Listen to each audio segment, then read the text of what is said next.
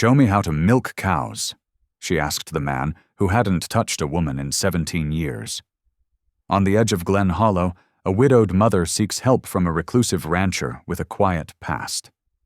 What begins with a cow and a tin pail unfolds into a story of healing, trust, and unexpected grace, where second chances come softly and love grows where it's least expected. Your comments remind me that we're not alone in feeling deeply. If loyalty, second chances, and human dignity mean something to you, then you're right where you belong. The late afternoon sun cast long shadows across Glen Hollow as Eliza Whitcomb's wagon creaked to a final halt. Dust coated her threadbare skirts and settled in the creases around her eyes, marking the end of their 10-day journey from Kansas. Beside her on the wooden seat, 9-year-old Ruth sat straight-backed and watchful, while little Clara slumped against her sister, exhausted from the long travel. "This here's the old Harkness place," the one-eyed stage driver announced, scratching his chin. "Ain't much, but the roof looks sound enough." Eliza surveyed the sagging homestead, her inheritance from a distant cousin she'd never met. The windows stared back like tired eyes, their panes grimy but intact. A lone milk cow watched them from a rickety pen, switching its tail in the fading light. "Much obliged for the help," Eliza said, as the driver began unloading their meager possessions: 3 trunks, a box of books, and Clara's precious rag doll. Ruth jumped down first, her boots raising small puffs of dust. "Mama, the porch boards look loose," she observed, ever practical. "We'll manage," Eliza replied, helping Clara down. The 7-year-old stumbled slightly, catching herself on Ruth's arm. "I'm hungry," Clara whispered, though not quietly enough. "Soon, darling." Eliza squared her shoulders and approached the well. The handle protested with a loud creak, but clear water eventually splashed into their tin cup. At least that was something. As dusk settled, Eliza attempted to milk the cow. The animal shifted restlessly, nearly kicking over the bucket twice. After an hour of frustrated effort, she had barely a cup of milk to show for it. "Perhaps tomorrow will be better," she told her daughters, as they shared a cold supper of journey bread and dried apples. But the next morning brought no improvement. The cow, somehow even more obstinate in the dawn light, refused to cooperate. Clara's quiet, "I'm still hungry, Mama," cut straight to Eliza's heart. She stood, brushing hay from her skirts. Pride had no place when her children needed food. "Girls, put on your shoes. We're going to pay a visit." They walked down the dusty path, Ruth holding Clara's hand. Eliza had heard whispers in town about Jebediah Boone while arranging for the stage. The reclusive cattleman they called that widowed mountain ghost. His homestead was the nearest, barely visible through a stand of cottonwoods. The cabin looked well-maintained, if plain. Smoke curled from the chimney, and a neat stack of firewood lined one wall. Eliza's knock echoed against the solid door. For a long moment, nothing stirred inside. Then came the sound of heavy boots on floorboards. The door opened slowly, revealing a tall man with silver threading his dark hair. Deep lines marked his face, and his eyes held a wariness that matched Ruth's own guarded expression.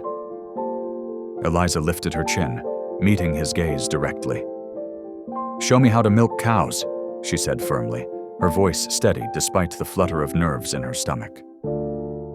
Jebediah Boone blinked, clearly startled by the direct request. His voice, when it came, was rough from disuse.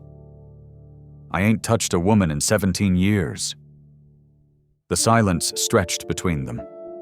Clara pressed closer to Ruth's side, while Ruth's fingers tightened around her sister's hand. Eliza didn't move, didn't flinch from his stark admission. Finally, Boone's shoulders shifted. He reached for a worn coat hanging by the door, shrugging it on with deliberate movements.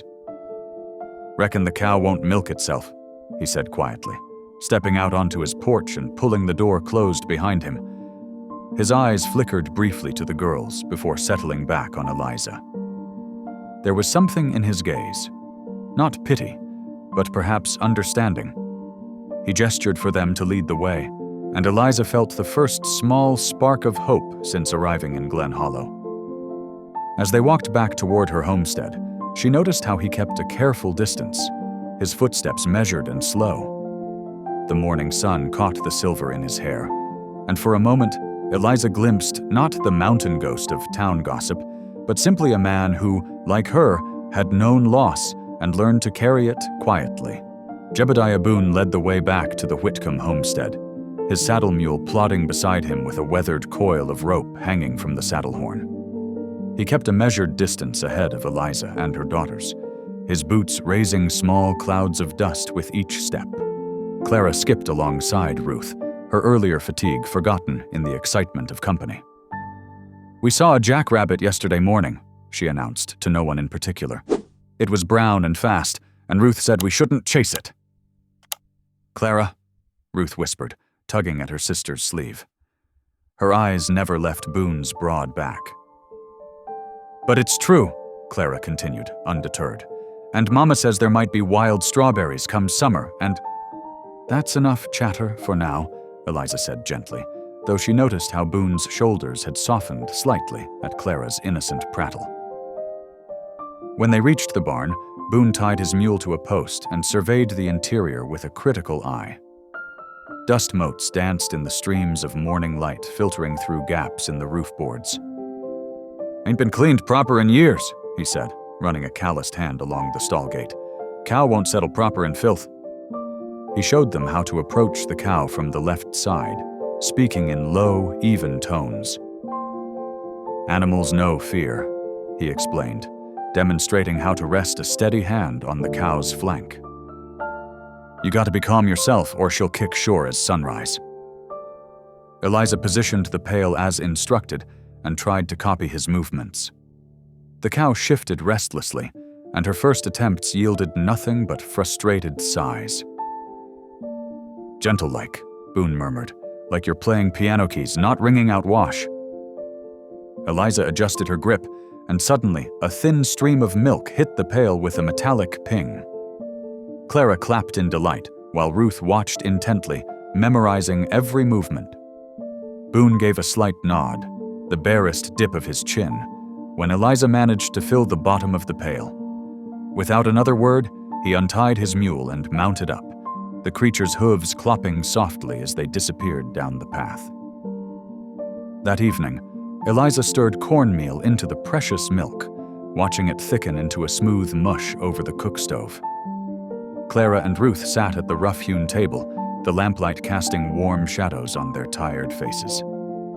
"It's good, Mama," Clara said between spoonfuls, though Ruth ate in watchful silence. After tucking the girls into their shared cot, Clara's rag doll tucked securely between them, Eliza sat at the table with her journal. The leather cover was worn smooth from years of handling, its pages containing both her deepest fears and smallest victories. By lamplight, she wrote, "Help came today, though from an unexpected quarter. The man seems decent enough, if broken in some way I don't yet understand. His hands were gentle with the cow, though his words are few. I'm grateful, Lord, but cautious. These days, I must be—" She closed the journal and pressed her palm against its familiar surface, listening to the night sounds of the prairie, the distant yip of coyotes, the soft breathing of her daughters, the creak of settling timber. Morning brought a pearl-gray sky and determination. Eliza approached the cow with newfound confidence, remembering Boone's instructions. Her fingers found their rhythm, and though the stream wasn't steady, milk began to fill the pail. She was so focused on her task that she didn't hear the approaching footsteps. When she emerged from the barn, there was Jebediah Boone, a small tin of axle grease in his hand, examining the barn door's rusted hinge. Without greeting or explanation, he set to work, the hinge's protest gradually softening as he worked the grease into its joints. Eliza stood for a moment, the pail of milk heavy in her hands, watching this silent man who had returned unbidden to help. The morning sun caught the silver in his hair as he worked, and something in Eliza's chest eased slightly. Perhaps, she thought, carrying the milk inside to her waiting daughters, help didn't always need words to prove itself true. Over the next 3 days, a quiet rhythm settled over the Whitcomb homestead. Each morning, as sure as the sun crept over the eastern hills, Jeb Boone's tall figure would appear at the barn door. His lessons came without flourish, each one deliberate as a church sermon. "See how the milk's got strings in it?" he demonstrated on the second morning, squirting a stream into a tin cup. "That's mastitis. Cow needs medicine or she'll run fever." He showed Eliza how to mix a poultice of herbs, his weathered hands working with surprising gentleness. The next day brought instruction on bedding straw. "Layer it thick," he explained, demonstrating with the pitchfork. "Wet bedding breeds sickness." Clara watched from her perch on a hay bale, while Ruth worked alongside them, her small shoulders set with determination. When it came to mending the fence rail, Jeb spoke more to Ruth than to Eliza. "See here, girl," he said, showing Ruth how to test the wood for rot. "Good oak's got a solid sound when you knock it." Ruth's usual wariness softened slightly as she helped hold the rail steady. Clara flitted between them like a butterfly, chattering about everything from cloud shapes to the kittens she hoped to find in the barn someday. Jeb's responses were brief, a grunt here, a nod there, but his eyes followed her movements with quiet attention. That attention proved valuable when Clara, chasing a grasshopper near the water trough, caught her toe on a root and tumbled forward. Her cry split the afternoon quiet like a thunderclap. Before Eliza could reach her, Jeb was there, kneeling in the dust beside the sobbing child. "Now then," he murmured, his voice as gentle as morning mist. His big hands, so capable with tools and livestock, carefully brushed the dirt from Clara's pinafore. The red ribbon from her bonnet had come loose in the fall, and he picked it up, studying it for a moment before beginning to tie it back into her fine hair. "There, better," he muttered, helping Clara to her feet. The child's tears had already given way to a wobbly smile.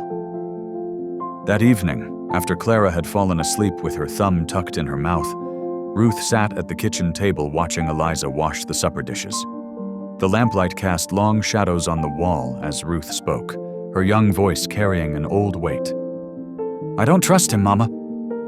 Eliza's hands stilled in the wash basin. "Mr. Boone?"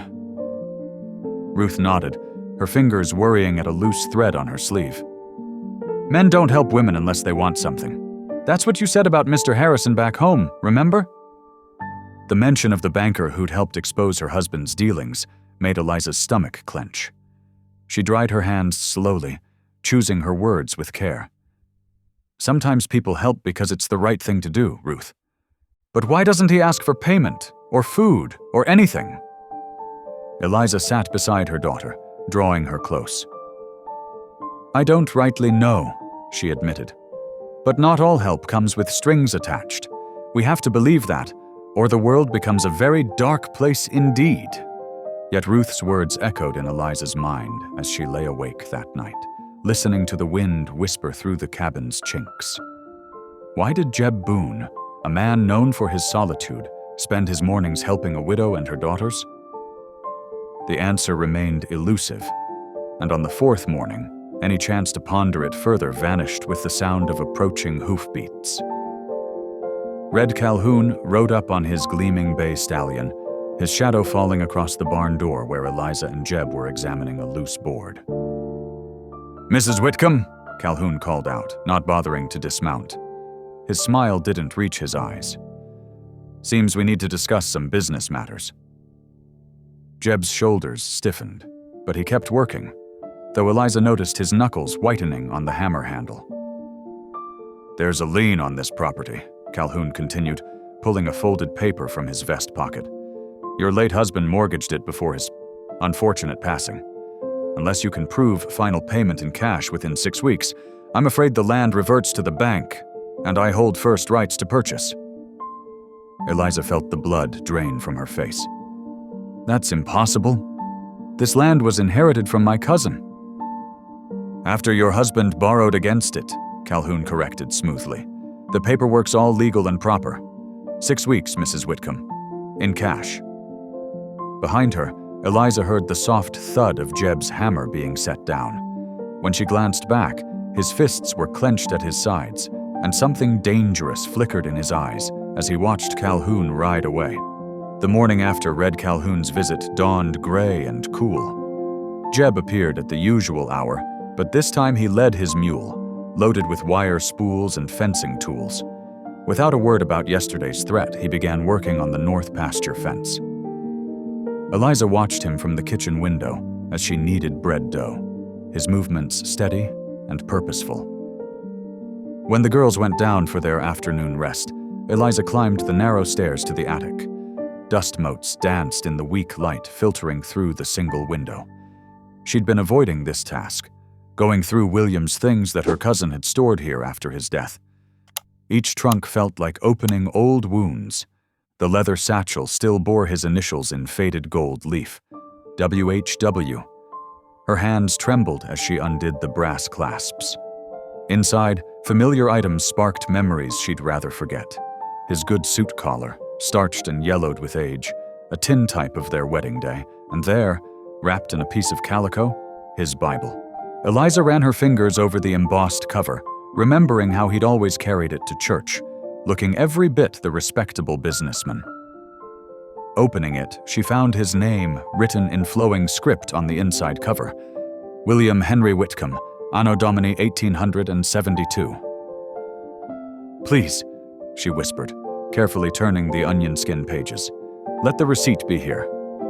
William had always used his Bible as a filing system, tucking away important papers between its pages. But as she searched through Proverbs, then Ecclesiastes, she found only a torn envelope tucked into Psalms. Empty. That night, after tucking the girls into their shared bed, Eliza sat by the lamp with the Bible open on her lap. The familiar words of Psalm 91 brought comfort, even as her voice quavered in the quiet room. "He that dwelleth in the secret place of the Most High shall abide under the shadow of the Almighty." The next morning, they hitched the wagon for a trip into town. They needed salt and flour, and Eliza couldn't put it off any longer. As they rolled down the rutted main street, whispers followed them like autumn leaves. Women on the boardwalk turned to stare, then bent their heads together in conversation. The bell above Tanner's Mercantile jingled as they entered. Mr. Tanner, arranging jars of rock candy, barely nodded at their greeting. Clara immediately pressed her nose against the candy display, while Ruth stayed close to Eliza's skirts. "We'll need 5 pounds of flour," Eliza said, placing her coins on the counter, "and 2 pounds of salt." Tanner eyed the money as if it might bite him. His hesitation was brief but unmistakable before he finally swept the coins into his palm and turned to measure out their purchases. Outside, Clara skipped ahead to the sheriff's announcement board, always eager to read the posted notices. She stopped suddenly, her small finger pointing to a weathered paper near the bottom.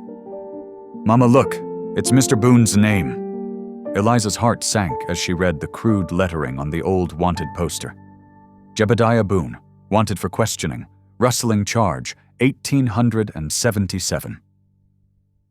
The paper was yellow with age, its edges curling, but the words stood stark and clear. Ruth said nothing, but her hand tightened in Eliza's. The wagon ride home was quiet, broken only by Clara's humming as she played with her rag doll. After supper, while Clara worked on her letters at the kitchen table, Ruth helped Eliza wash dishes. "Mama?" Ruth's voice was barely above a whisper. "I saw what was on that poster today. About Mr. Boone." Eliza set down the plate she was drying. "I know you did, sweetheart. Does that mean he's a bad man? Like ... Ruth trailed off, but Eliza knew she was thinking of her father. Eliza drew her daughter close, feeling the tension in the small shoulders. "Sometimes folks carry burdens heavier than they ought to," she said softly, choosing her words with care. "What matters most is not the load they carry, but how they choose to walk under it." Ruth considered this, her young face serious in the lamplight. "Is that why he helps us? To make up for things?" "Maybe," Eliza answered. "Or maybe he just knows what it's like to need help and have nobody offer it." Sunday morning dawned bright and clear.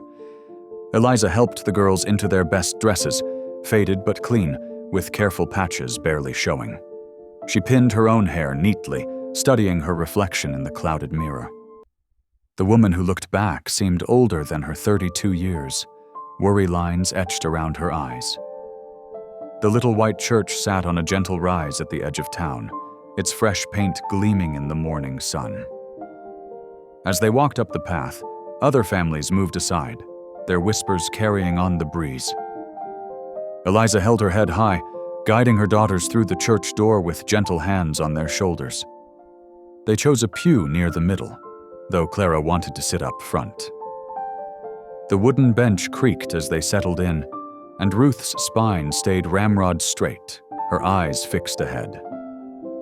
Clara fidgeted with her hymnal, tracing the gold letters with one finger. Pastor Marcus Bell stood at the pulpit, his kind face creased in welcome as he surveyed his congregation. His voice, when he spoke, carried clearly through the sunlit space. "Today, we'll be reading from Psalm 91, he announced, and Eliza's breath caught, the same passage she'd read just days ago in William's Bible. "He that dwelleth in the secret place of the Most High shall abide under the shadow of the Almighty," Pastor Bell read, his words measured and thoughtful. "I will say of the Lord, He is my refuge and my fortress, my God, in Him will I trust." The words settled deep in Eliza's heart, speaking to her fears about the homestead, about providing for her girls. She barely noticed the tears sliding down her cheeks until Clara pressed a small handkerchief into her palm. Near the end of the service, the back door creaked open. Eliza didn't need to turn to know it was Jeb. The sudden increase in whispers told her enough. She heard his heavy boots on the wooden floor as he took a seat in the last pew. After the final hymn, as families spilled out into the sunshine, Eliza gathered her girls and started down the dirt path toward home. The sound of footsteps behind them made her glance back. Jeb had fallen into step with them, his Sunday coat dusty but decent, hat held respectfully in his hands. "Reckon that windmill of yours needs mending," he said after they'd walked a while. "Could see to it next week if you'd like." Clara, tired from sitting still so long, leaned against his leg as they walked. Ruth, surprisingly, did the same on his other side. Jeb's steps faltered for just a moment, then steadied, his rough hands coming to rest lightly on their shoulders. That evening, Clara complained of a sore throat. "It feels scratchy, Mama," she said, rubbing her neck.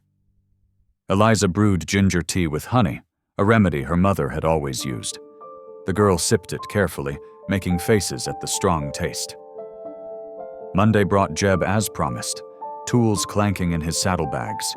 He worked through the morning, the metallic sounds of his repairs echoing across the yard.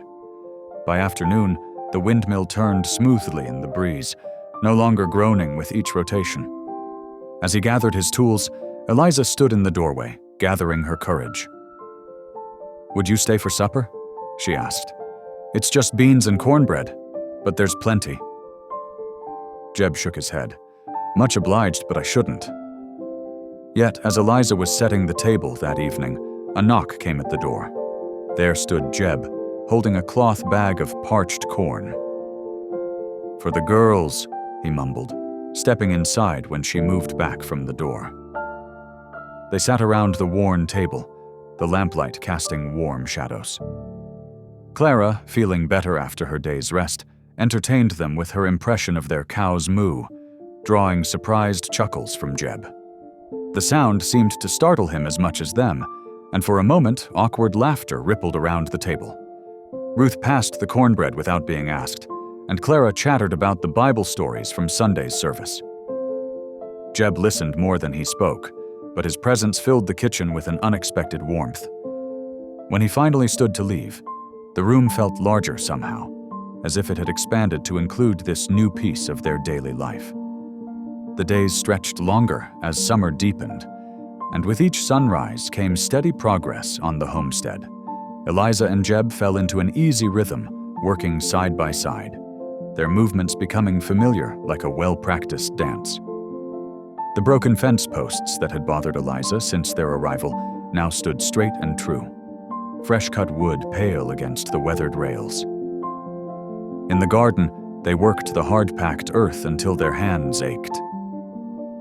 Jeb showed Eliza how to test the soil between her fingers, explaining which plants might still take root despite the late season. Ruth watched from the porch, her dark eyes following their every move as she mended Clara's pinafore with careful stitches. "Tomatoes here," Jeb said, marking rows with twine. "And beans along the fence. They'll climb come August." His voice was quiet but sure, like he was remembering something from long ago. Eliza noticed how his hands moved with certainty through the soil, as if touching an old friend.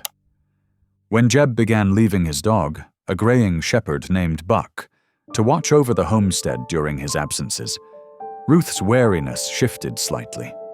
The girl would sometimes slip the dog scraps from their meals, though she pretended not to when caught. Buck took to sleeping beneath Clara's window each night, his presence a silent comfort to them all. One evening, dark clouds rolled in from the west, bringing with them the sharp smell of rain. Thunder growled in the distance as Eliza hurried to bring in the washing. The first heavy drops began to fall just as Jeb's figure appeared through the gloom, leading his mule at a trot. "Barn roof's got weak spots," he called over the rising wind. "Need to cover it before the storm hits proper." They worked quickly in the gathering dark, Jeb up on the roof securing a heavy tarp, while Eliza passed him rope and wooden pegs from below. The rain fell harder, soaking them both. Lightning flashed across the sky, illuminating Jeb's determined face as he hammered the last peg into place. Later, in the warm kitchen, they sat at the table while their clothes steamed by the stove. Eliza poured thick coffee into tin cups, the lamplight casting long shadows on the walls.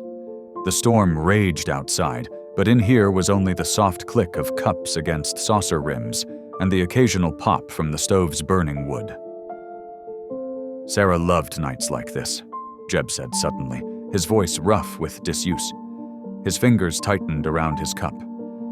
"Used to say the rain was God's music."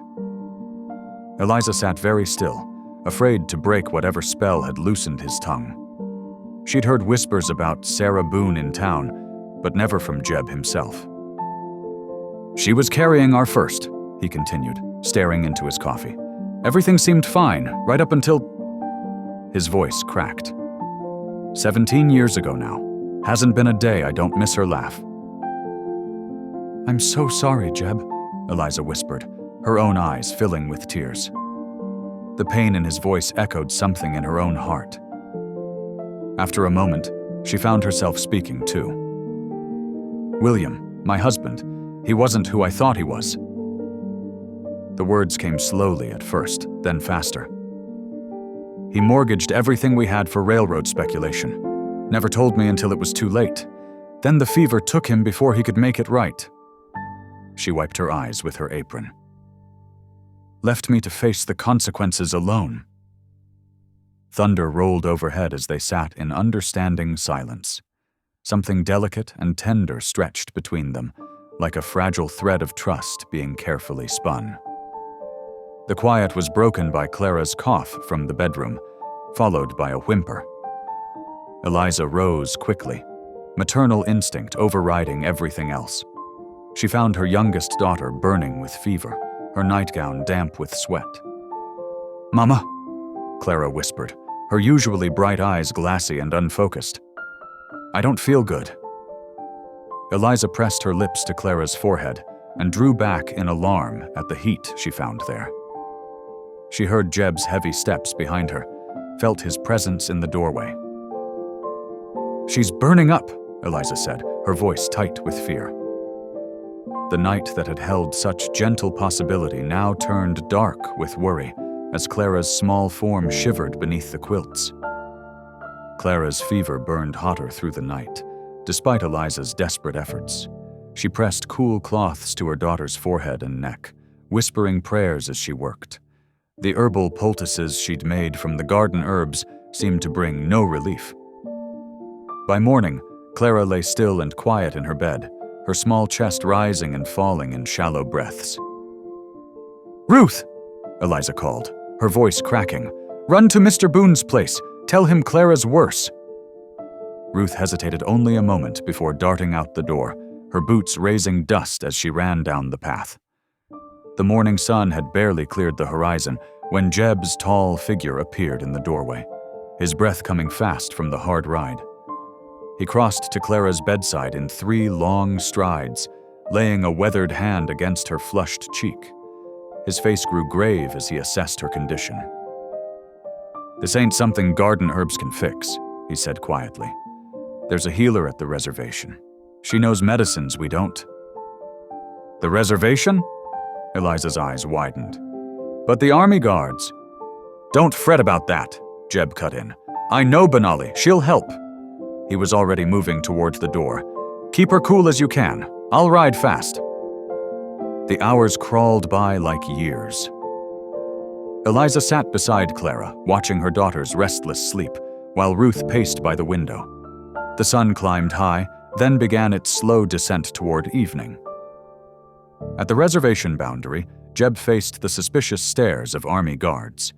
They knew his reputation, knew the old wanted poster that still hung in town, but he held their gaze steady, explaining his mission without shame or hesitation. The Navajo elder, Benali, recognized him immediately. Her silver hair was bound in a traditional knot, her dark eyes sharp with wisdom. "The man who helped during the flood," she said, switching easily between her language and English. "Many moons have passed." "A child is sick," Jeb replied simply. "Like that day, I need help." Benali nodded, already moving to gather what was needed. She selected willow bark and measured precious root powder into a leather pouch, giving detailed instructions in her melodic voice. "Brew the bark first," she explained. "Add powder when it cools. The child must drink all." Jeb listened intently, memorizing every word.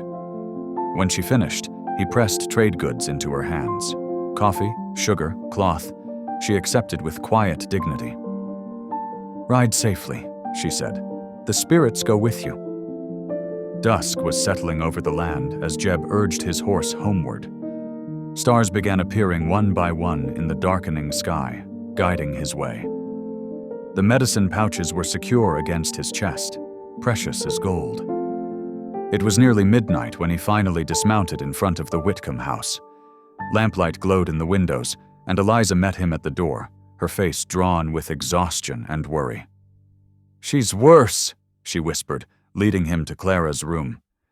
Jeb took control with quiet authority, setting water to boil, and preparing the willow bark as Benali had instructed. The familiar words of Psalm 91 came to his lips as he worked. "He who dwells in the shelter of the Most High will rest in the shadow of the Almighty."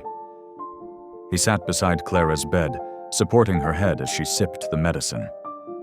His deep voice continued the psalm, steady and sure. "I will say of the Lord, He is my refuge and my fortress, my God in whom I trust." Slowly, gradually, Clara's breathing grew easier.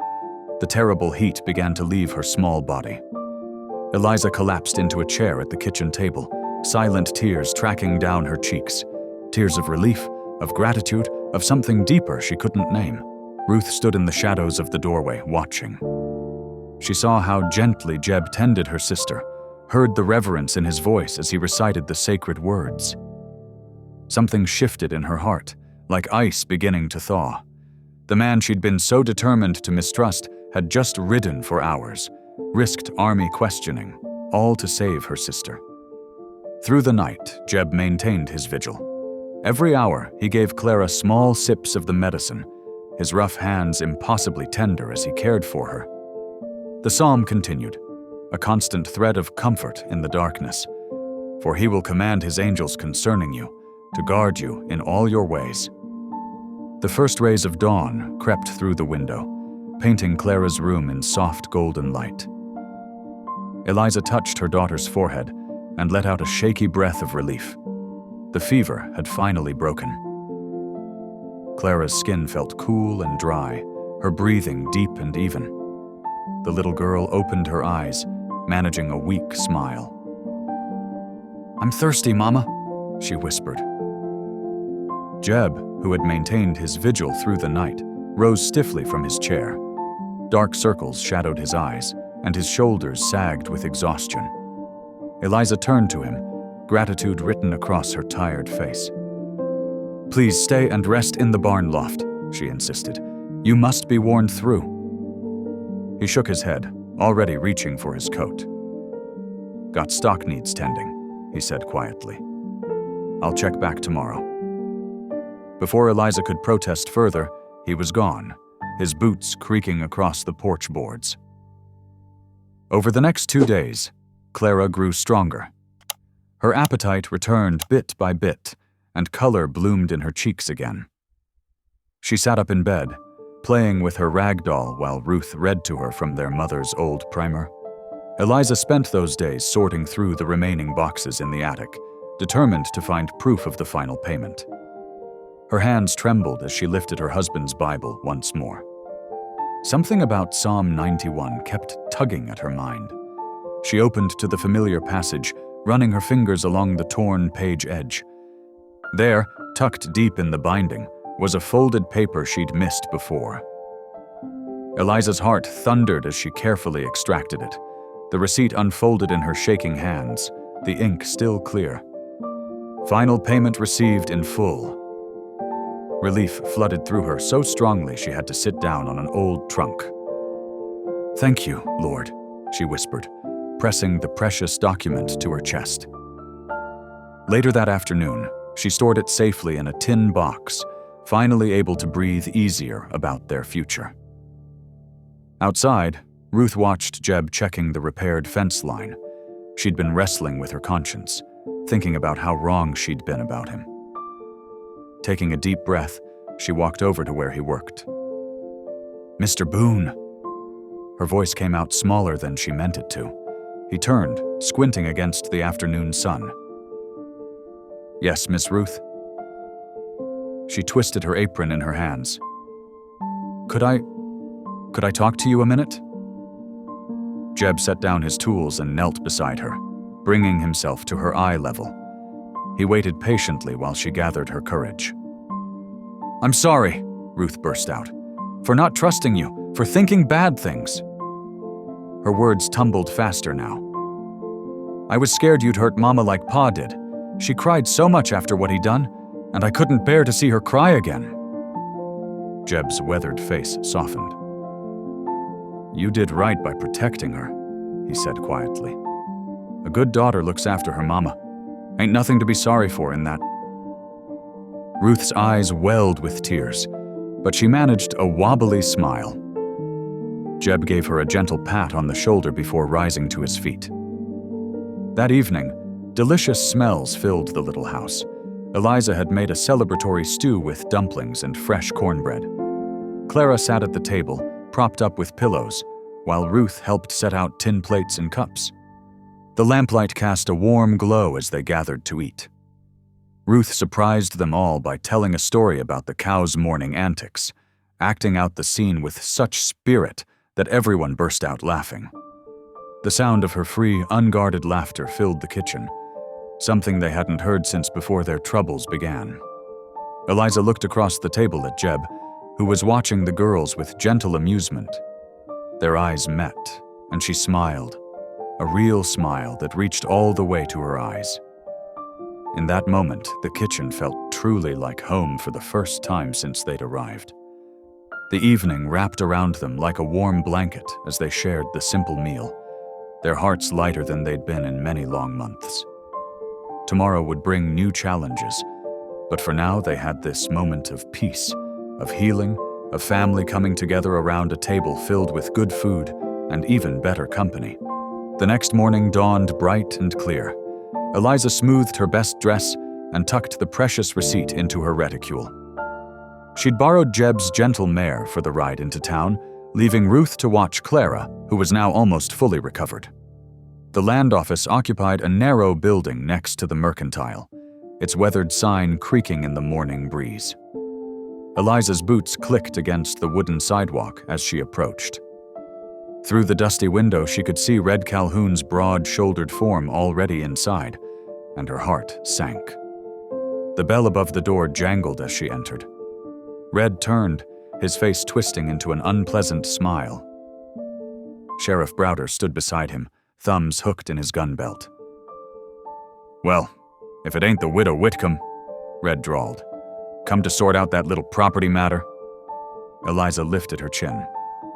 "I have the receipt proving final payment." She withdrew the document from her reticule, hands steady despite her racing heart.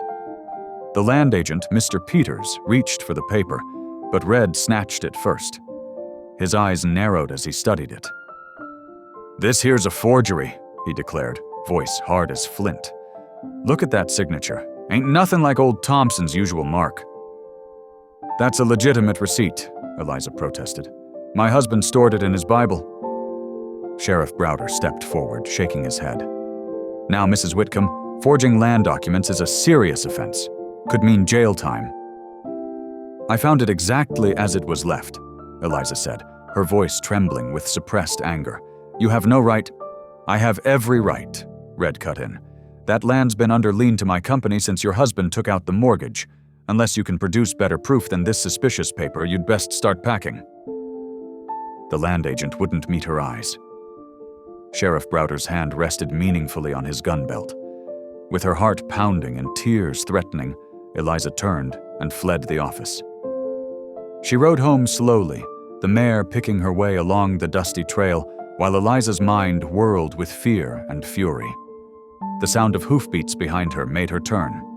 It was Jeb, riding in from checking his cattle. One look at her face told him everything. His expression turned to granite as she recounted what had happened in town. Without a word, he wheeled his horse around and galloped away. The next morning, Jeb's absence lay heavy over the homestead. No quiet footsteps on the porch, no mended fences or fixed hinges. Ruth paced by the window while Clara played with her rag doll. "Where's Mr. Boone?" Clara asked more than once. "Probably just busy with his own place," Eliza would answer, trying to keep the worry from her voice. Around midday, Pastor Bell's buggy rattled up to the house. He declined Eliza's offer of coffee, instead settling into the porch rocker with a thoughtful expression. "Heard about the trouble in town," he said finally. "Red Calhoun's always been more ambitious than honest." Eliza twisted her apron. "Jeb rode out after I told him. Haven't seen him since." The pastor nodded slowly. "Might interest you to know that Jeb and Red have history. During the Great Flood 7 years back, Red's brother Thomas was trapped in the lower valley. Water's rising fast, nobody would risk the rescue." He paused. "Nobody except Jeb. Rode straight into that torrent and pulled Thomas out. Red's carried that debt ever since. Doesn't sit well with a proud man." "Why are you telling me this?" Eliza asked softly. "Because sometimes the Lord works in ways we don't expect," Pastor Bell replied. "My advice? Pray and be still. Wait on His timing." After the pastor left, 2 days crawled by with no sign of Jeb. Clara's health continued to improve, but Ruth grew increasingly nervous, jumping at every sound from the yard. Eliza kept busy with chores, trying not to watch the road too obviously, trying not to remember the warmth in Jeb's eyes across the supper table.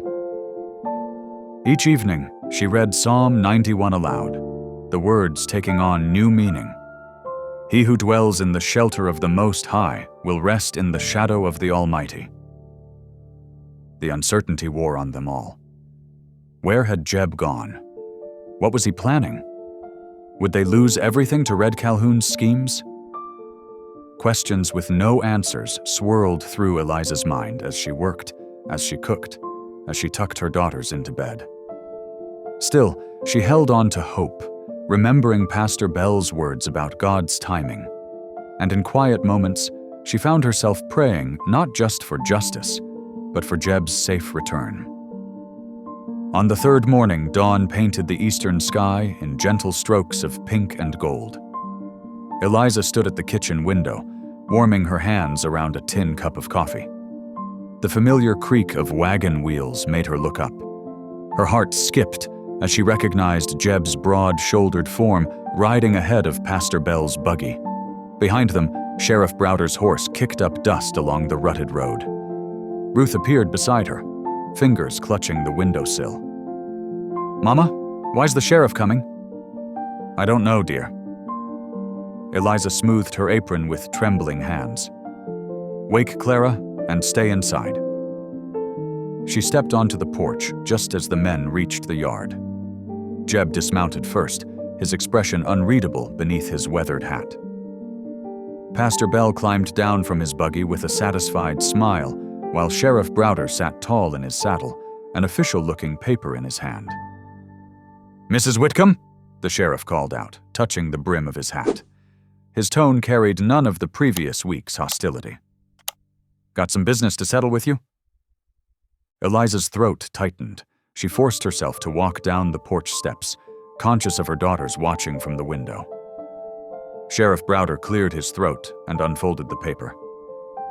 "Got here a signed statement from Thomas Calhoun, that's Red's brother, testifying to the character of Jebediah Boone and confirming the validity of your payment receipt." He paused, looking uncomfortable. "Seems I owe you an apology, ma'am. Red's withdrawn his claim entirely." Relief washed over Eliza like a summer rain. She steadied herself against the porch railing, hardly daring to believe it was over. Pastor Bell stepped forward, his kind eyes twinkling. "The Lord works in mysterious ways, doesn't he? Sometimes he uses the most unexpected channels to bring about justice." Jeb hadn't moved from his horse, but now he reached into his coat and withdrew a rolled document tied with a red ribbon. Without a word, he extended it toward Eliza. Her fingers trembled as she untied the ribbon. The paper was heavy, official, the land title with her name clearly printed in fresh ink. But something else caught her eye. A note at the bottom about a recently satisfied lien. "I don't understand," she whispered, looking up at Jeb. "The mortgage." "Paid in full," he said quietly, finally meeting her gaze. 2 weeks ago." Eliza's mind spun. "But how?" "The amount ... Had some savings put by?" Jeb shifted in his saddle, looking almost shy. "Reckon I wanted to touch something good again." Tears welled in Eliza's eyes as understanding dawned. This quiet man had used his life's savings to secure her family's future, had ridden for days to clear her name, had believed in her when the whole town stood against her. Sheriff Browder and Pastor Bell exchanged knowing looks before making their excuses. The wagon and horse moved away, leaving Eliza and Jeb alone in the yard. She stepped closer to his horse, one hand still clutching the precious title. "Why?" she asked softly. "Why would you do this for us?" Jeb's weathered face softened as he looked down at her. "Some debts ain't about money," he said. "Some are about making things right." Eliza reached up and touched his hand where it rested on the saddle horn. The simple contact spoke volumes: gratitude, trust, and something deeper neither was ready to name. They stood in silence as the morning sun climbed higher, casting long shadows across the yard. From inside the house came the sound of Clara's laugh and Ruth's quieter voice. The milk cow lowed softly in her pen, and somewhere in the distance, a meadowlark called. The moment stretched between them, full of unspoken words and possibilities. But for now, this was enough. The land was safe, her daughters were secure, and the man before her had proved himself more than anyone could have asked. Through the kitchen window, Ruth and Clara watched their mother standing beside Jeb's horse, her hand still resting lightly on his. The girls exchanged glances, and for the first time in months, Ruth's smile matched her sister's. Spring crept into Glen Hollow like a gentle awakening. The snow-patched hills gave way to tender green shoots, and morning frost surrendered to dewdrops that sparkled in the strengthening sun. Around the Whitcomb homestead, signs of new life emerged everywhere, from the first brave crocuses pushing through the soil to the fresh split rails Jeb had stacked near the fence line. Clara spent hours in the yard, her health fully restored, chasing butterflies and gathering wildflowers in her apron. Her laughter carried across the warming air, drawing smiles from Eliza as she worked in the kitchen garden. Even Ruth's stern little face had softened with the season's change. "Careful with those seeds now," Ruth instructed her sister one bright morning, kneeling in the freshly turned earth. In her hands, she held precious squash seeds, a gift from Benali, the Navajo healer who had helped save Clara's life. The old woman had sent them with Jeb on his last visit, along with careful instructions for planting by the spring moon. Jeb himself had become as regular as sunrise at the homestead. He no longer manufactured excuses about checking fence lines or happening to ride past. Each morning, his tall figure would appear, sometimes leading his horse, other times walking up the path with tools slung over his shoulder. His presence had become so natural that even Ruth had stopped watching him with suspicious eyes. When Sunday arrived, warm and clear, Jeb appeared at their door wearing a cleaned shirt and his least worn hat. Without ceremony, he fell into step beside them on the walk to church, matching his long stride to Clara's skipping pace. Ruth walked ahead, carrying the family Bible wrapped in clean cloth. The little white church sat bathed in morning light, its steeple reaching toward an endless blue sky. As they approached, several townspeople paused in their conversations, watching the unlikely group make their way up the steps. Jeb held the door, and for the first time, followed them inside instead of slipping away to his usual back row seat. Eliza felt the weight of curious eyes as Jeb settled beside her in the pew, but found she didn't mind. Clara nestled between them, while Ruth sat straight-backed on Eliza's other side. Pastor Bell's warm smile from the pulpit held a hint of satisfaction as he surveyed his congregation. His sermon that morning seemed particularly pointed. "The Lord's mercy," he proclaimed, his voice carrying to the rafters, "has a way of mending old wounds we thought beyond healing. Second chances come to those who open their hearts to receive them." After the final hymn, they walked home slowly, letting Clara gather flowers along the fence line. The spring air was sweet with promise, and Eliza found herself stealing glances at Jeb's profile, wondering at the changes time had brought. At the homestead, Jeb immediately set to work on the sagging front porch, the steady rhythm of his hammer marking the afternoon's passage. Eliza brought out coffee and cornbread, setting them on the porch rail while the girls played in the yard. "Much obliged," Jeb said quietly, reaching for the cup. Their fingers brushed, and Eliza felt a warmth that had nothing to do with the spring sunshine. Later, as she prepared supper, Eliza's hand slipped on the heavy iron kettle. She pulled back with a sharp gasp, cradling her burned palm. Before she could reach for the water bucket, Jeb was beside her, gently taking her hand in his weathered ones. Without a word, he pulled the faded red bandana from his pocket. With careful movements that belied his rough appearance, he wrapped the soft cloth around her palm, his touch as light as a feather. Eliza stood very still, aware of his nearness, of the subtle scent of leather and sun-warmed cotton that clung to him. When the girls were finally asleep inside, their quiet breathing drifting through the open window, Eliza and Jeb sat together on the porch swing.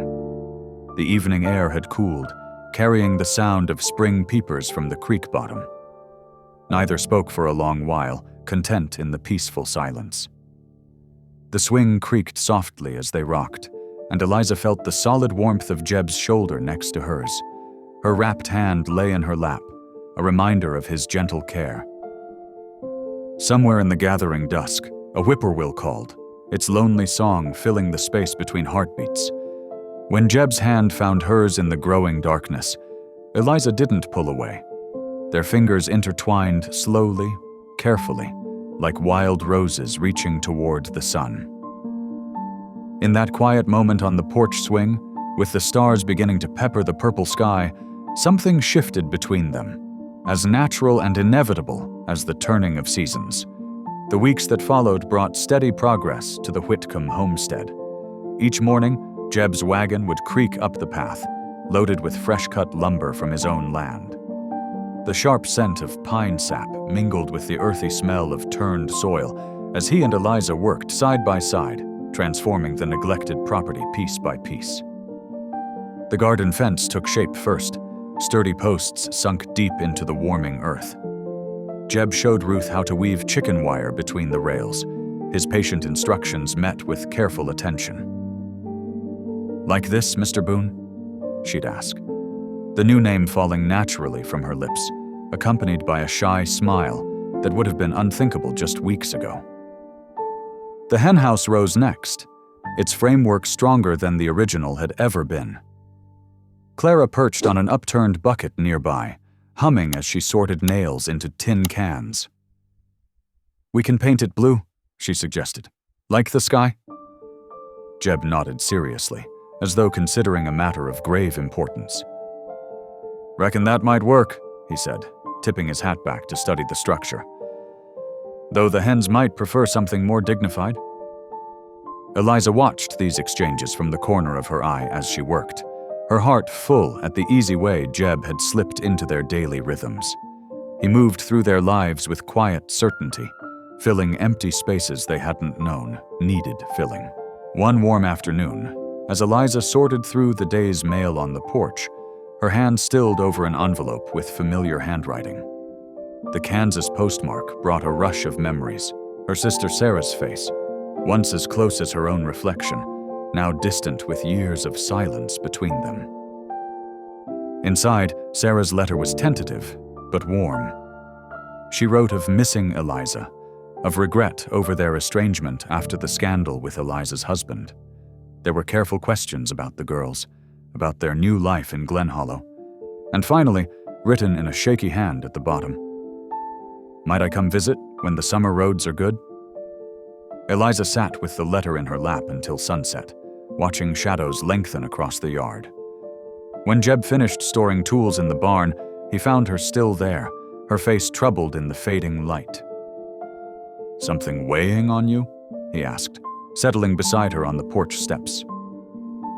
Eliza handed him the letter wordlessly. He read it slowly by lantern light, the flame casting warm shadows across his weathered features. When he finished, he folded it carefully before returning it to her hands. "Family's like a wild horse sometimes," he said softly. "Takes patience to gentle it back to trust." "I'm not sure I know how anymore," Eliza admitted, her voice barely above a whisper. Jeb's eyes crinkled at the corners as he looked at her. "Seems to me you've already started one here," he said, gesturing to the homestead around them. The new fence, the sturdy henhouse, the thriving garden. "Might be room for mending old ties, too." Before Eliza could respond, the screen door creaked open. Clara appeared in her nightgown, curls mussed from washing up. "Mr. Boone," she said sleepily, "will you tell us a story before bed? Please?" Jeb's expression softened. "Well, now, I suppose I could manage one tale." He followed Clara inside, settling into the old rocking chair between the girls' beds. Ruth was already tucked in, but she sat up eagerly as he began. His deep voice filled the small room with tales of brave horses, kind-hearted cowboys, and desert nights bright with stars. Eliza leaned against the doorframe, watching. The lantern light cast a gentle glow over the scene. Her daughter's rapt faces, Jeb's strong hands gesturing as he spoke, the comfortable way they all fit together. Gratitude welled up in her throat, thick and sweet as honey. Here was the family they had become, built not from obligation, but choice. Here was healing, growing as surely as the spring crops pushing through soil. And here, perhaps, was room for more, for old wounds to mend, for circles to widen, for love to multiply rather than divide. When the story ended, Clara was already drifting off, her small hand curled around the edge of her quilt. Ruth's eyes were heavy, but she managed a drowsy, "Thank you, Mr. Boone," before settling back against her pillow. Jeb rose quietly, careful not to disturb the peaceful moment. As he passed Eliza in the doorway, their eyes met in shared understanding. Sometimes the finest gifts came wrapped in the simplest moments, in bedtime stories, in mended fences, in the courage to open one's heart again. The next morning, Eliza sat at her small writing desk near the window, morning light warming the paper before her. Her pen moved steadily across the page as she wrote to her sister Sarah, choosing each word with care. "Dear Sarah, your letter brought tears to my eyes. The years between us have been too many, the silence too long. Please come when the summer roads are good. There is so much I want to share with you. About the girls, about our new life here, about the unexpected blessings that can grow in the most unlikely soil." She sealed the envelope with a sense of peace, knowing it was time to mend what had been broken. Outside, the spring morning sparkled with promise, dew glinting on fresh grass and new leaves. Saturday dawned clear and mild. Jeb arrived earlier than usual, leading his mule with something large wrapped in burlap across its back. His eyes held a glimmer of pride as he unwrapped the bundle, revealing a beautifully carved wooden yoke. "Made it special for your cow," he explained, running his hand along the smooth curves of the wood. Noticed the old one was wearing hard on her shoulders. Eliza touched the yoke gently, admiring the careful craftsmanship. "It's beautiful, Jeb, but I still haven't quite got the hang of using one properly." "Reckon I could show you," he offered, lifting the yoke with practiced ease. They walked together to the barn, where the cow greeted them with a familiar low moo. Jeb demonstrated how to balance the yoke just right, his strong hands guiding Eliza's as they fitted it to the animal's shoulders. "See here," he said softly, standing close behind her. "You want it to rest easy? Like it belongs there?" His breath was warm against her ear as he helped her adjust the straps. They spent the rest of the morning working side by side, their movements falling into an easy rhythm. Jeb showed her how to guide the cow with gentle pressure, how to read the animal's signals. The girls joined them after their chores, Ruth helping to clear stones from the field, while Clara collected wildflowers along the fence line. As afternoon settled into evening, savory smells drifted from the kitchen, where Eliza worked at the cook stove. She had soaked dried peaches that Jeb had brought earlier in the week, and now they simmered with cinnamon and honey. Her hands moved surely as she rolled out pie crust, the familiar motions soothing after the day's work. Supper was a quiet affair, filled with the comfortable sounds of appreciation and Clara's cheerful chatter about the flowers she'd gathered. The pie came out golden brown, its sweet aroma filling the small house. Jeb's eyes crinkled with pleasure at the first bite. "Been a while since I tasted anything so fine," he said softly. After the girls were tucked in bed, Eliza and Jeb settled on the porch, watching stars appear one by one in the darkening sky. The evening air carried the scent of spring flowers and fresh-turned earth. Cricket song rose from the grass, a gentle chorus in the gathering dusk. Jeb sat quietly for a long moment, his hands clasped loosely in his lap. When he finally spoke, his voice was rough with emotion. "Miss Eliza," he began, then paused to clear his throat. "I ain't much good with fancy words, but..." He took a deep breath. "If you ever want a hand to keep holding, I'm here." The words hung in the air between them, simple and true as the stars above. Eliza's heart beat faster as she reached out, placing her hand in his weathered one. "So long as you don't mind stubborn women," she replied softly, her voice steady despite the trembling in her chest. Jeb's face transformed then, a smile breaking across it like sunrise over the mountains. It was a smile that reached deep into his eyes, chasing away old shadows. Eliza realized with a start that she'd never seen him smile quite like that before. full and unguarded, as if something long frozen had finally thawed in the spring warmth. Their hands remained clasped as they sat together in the growing darkness, the silence between them rich with unspoken understanding. Above them, stars wheeled in their ancient paths, bearing witness to two hearts finding their way home at last.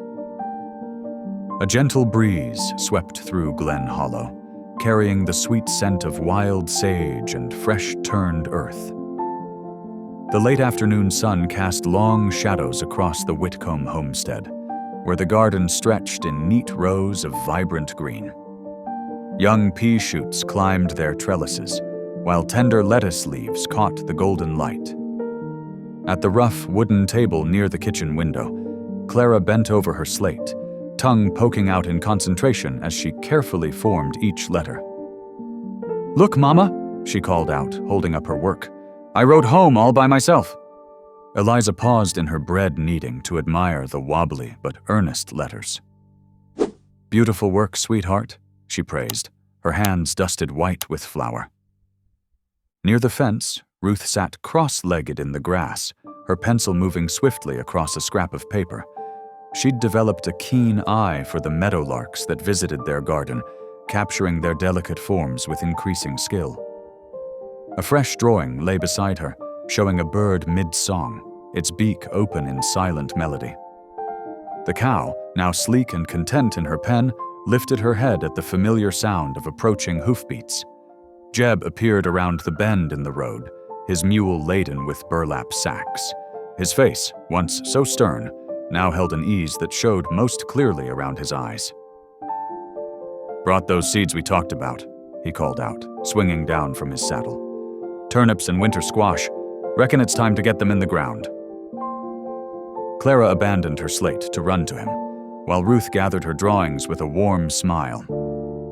"Mr. Boone, want to see my new bird picture?"